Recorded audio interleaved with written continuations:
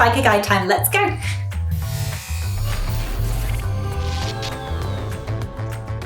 Hi everyone, my name's Saffy Sprocket and today we're doing another episode of the Biker Guide series, and this time we're going to be looking at North Wales. So let's jump straight into it. Now there's nothing quite like the feeling of being out on the open roads, and exploring North Wales by motorcycle is an experience that you won't soon forget. Between the winding roads and the natural scenery and all the wide open spaces, it makes it the perfect destination for a motorcycle ride. So whether you're looking for a leisurely bike trip out or maybe even an epic adventure, it should definitely be on your destination to-do list. So without further ado, let's take a look at some of the best roads in North Wales that you should be riding your bike on. So road number one, I'm a huge fan of coastal roads, and the coastal road in North Wales is no exception. If you're looking for breathtaking views and plenty of opportunities to take photos, the coastal road in North Wales is one of the places to go. This route takes you along some of Wales's most stunning coastline with sweeping views of the sea to keep your eyes entertained, and some really great roads to keep your bike entertained as well.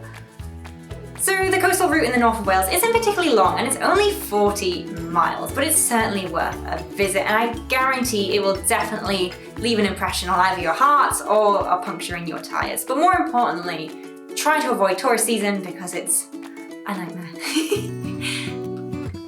So road number two, and that is the Great Orme. Now the Great Orme is one of my favourite places to go and ride. There is multiple ways to get up, including a toll route.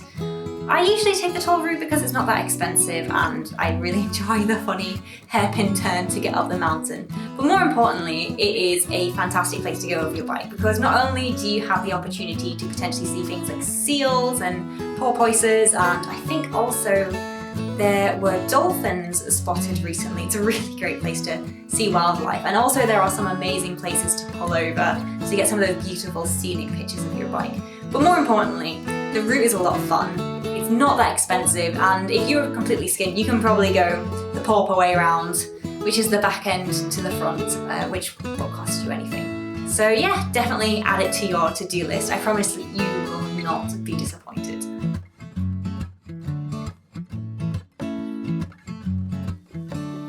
So route number three, and that is Horseshoe Pass. Now if you are looking for something with a little bit more of a challenge, you can pop over to Horseshoe Pass, and halfway up the route you can also head over to Ponderosa Cafe, which is a famous biker hotspot if you're looking for some other people to ride with.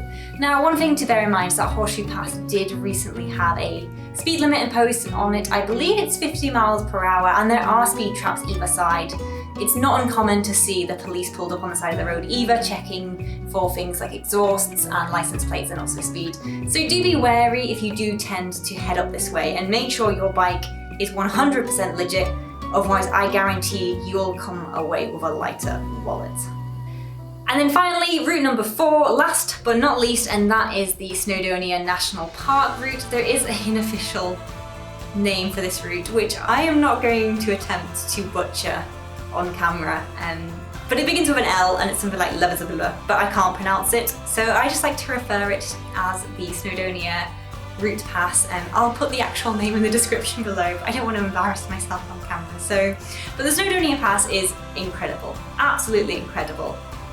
So if you are an experienced rider and you're looking for a bit more dramatic scenery, the Snowdonia National Park is definitely the place to go to in North Wales. There are just so many various different roads that lead off from the main road onto these smaller tracks, and I do believe it's not too far from the Tet Trail as well, so if you do like trail riding you can always jump off the main roads and get into some really rocky routes.